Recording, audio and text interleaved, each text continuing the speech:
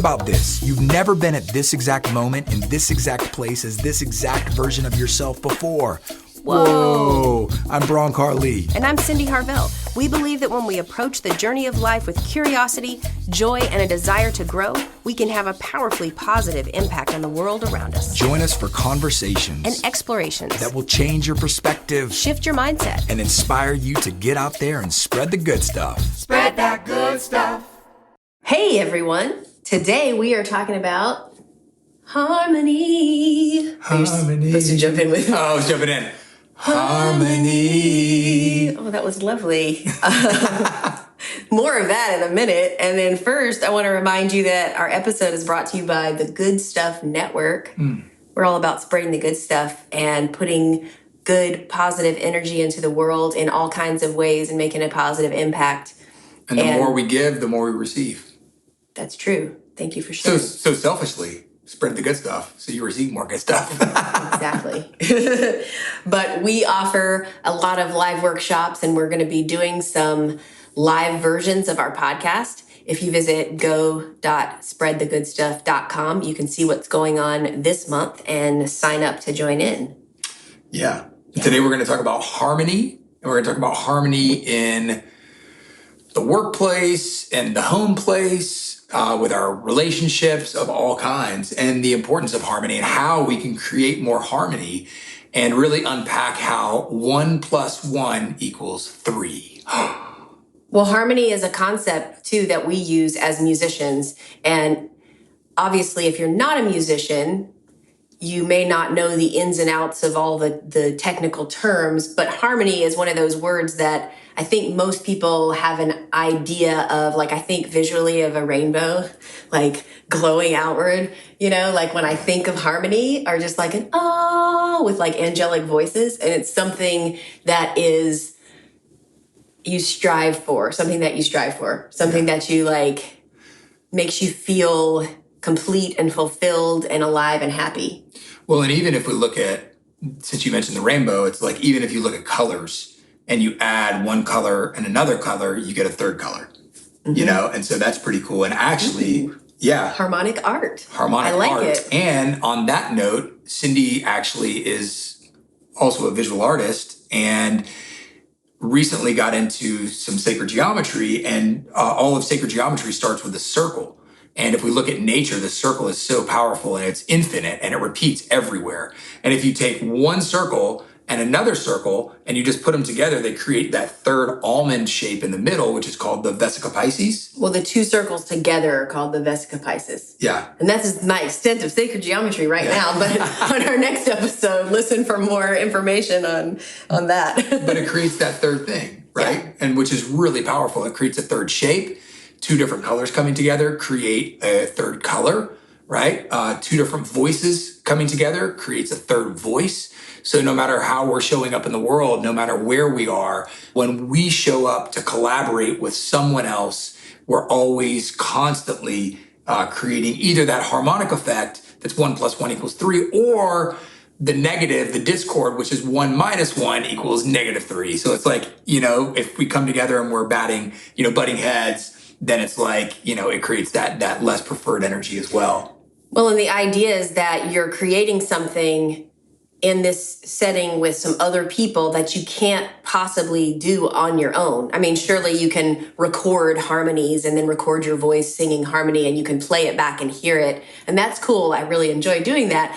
But in the live setting, in the moment, in that, like, what you like to call the jazz of life, of improvising in the moment, that's when the power of different voices or different personalities or different people can contribute what is special about them, what their strength is, to create something like super, like a superpower. Super. And we use the term harmony a lot in our home. Yeah. So it's something that I don't know when it started. It's been a couple of years, but we use that a lot of time with our boys, who currently are 4 and 6. And we talk about having harmony in our home. And, the question comes up when it's the opposite of harmony, it's discord. Yeah. And that's, if you think about the audio version of that, it's when you're hearing two or more notes that don't go together. They actually are like, you feel uncomfortable hearing it. They're fighting. They're fighting. Yeah, they're fighting for the attention. Yeah. Well, yes. And then that's exactly what it sounds like in a non-musical sense. So when you're in a home or when you're in a team or a group or people that you work with or people that you collaborate with in a creative setting, it's the harmony is when everybody is using the best version of themselves to create something truly amazing, or that sense of harmony, working together fluidly and when it feels like that true flow, versus discord when people are butting heads, when people are actually obstacles for each other instead of supporting each other. And in the scope of the family, when people are, when you have little children, you know what we mean, they're literally fighting against each other. There's literally the discord sound that goes along with. It's less preferred. It's less preferred. And also with the power of parenting is when we're required to keep it simple for the boys, for the kids, right? And so the simple question of, are we creating harmony or discord? That puts it into an either or. So there's a choice, there's an observation, there's two, so when we put it in the simple terms like that, either we're building the harmony or we're breaking down in discord, right? Building up, breaking down. And every choice that we make is doing one of those two things. It is. And it's also empowering to know that to create harmony, it looks at the positive. It's like, what note do you play the best? Or what we use a lot is, what instrument do you play in a group setting to contribute to, we work with teams and businesses and small groups and larger groups, but it's all about your business, your team is essentially playing a song. Yep. Have it like, you can call it your theme song, actually. That sounds good to me. And it's kind of that general song that you're playing, like in that environment. There's like a general tempo, melody, kind of rhythm. What genre do you play? I mean, I imagine people that work in a spa might be playing the classical genre or something, or the ambient spiritual music kind of genre. But regardless of how, I mean, it's kind of a fun way to look at it, because you're like, oh, what song are we? What genre are we? In our house, I feel like we're definitely like something. Maybe I want to say naturally say funk. Funk is not my realm, but it's like Bronkar's realm, and the boys are sort of have been wrapped into the funk realm. But there's a lot of funk and rock going on here, but we definitely get new age. We get new agey and we simmer down with some mellow tones. We do. I would say that our main genre, like if I were to choose one to describe us, would definitely be something upbeat and melodic and fun. Yeah. As our family theme song. So it's kind of actually a fun exercise. Happy pep funk. Funk pep. Pep funk. Pop funk? Pop funk.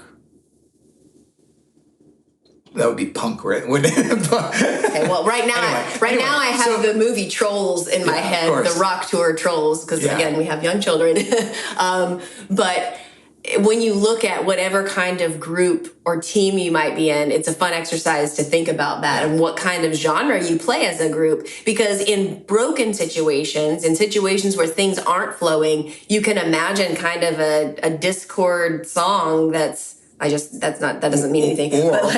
Or what I imagine is, multiple types of music, like all competing and clashing, right? So you have like some super intense classical music that's like very elevated and emotional. And then you have something that's like soft and new agey over here. And then you have like some rock and some metal and everything's like battling and competing for attention, so there isn't a cohesiveness inside of that. Well, and actually mentioning the Trolls movie, if you've never seen it, they're Trolls World Tour. Yeah, that's what it is. Where they're all like different genres of music, and at the end of the movie, they come together with their different genres highlighted, but they use them together for one song. Yeah, they're in a positive way rather than clashing and trying to take over. Yeah. They're celebrating their differences and bringing them together and creating ultimately that mashup or that remix, which is really what it's all about. I mean, Cyndi and I are very different people.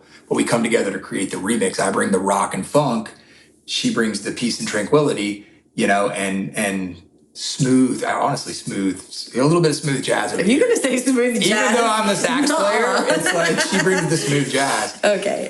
Well, yeah, So, and also to think about, because you touched on a little bit about the instrumentation, like what kind of instrument are you, right? What kind of instrument are you in your house? What kind of instrument are you around your friends? What kind of instrument are you in the workplace? What type of instrument are you? Are you, a drummer that's holding down the pocket, keeping the time, keeping the pace, or are you the bass player that's like got that fat low end in there and nobody notices that bass player until the bass player stops and then all of a sudden the dance floor empties? Or are you the shredding guitarist or saxophonist that just comes in, rips a solo and then steps out, Like what type of instrument are you in your different environments? That's the home, family life,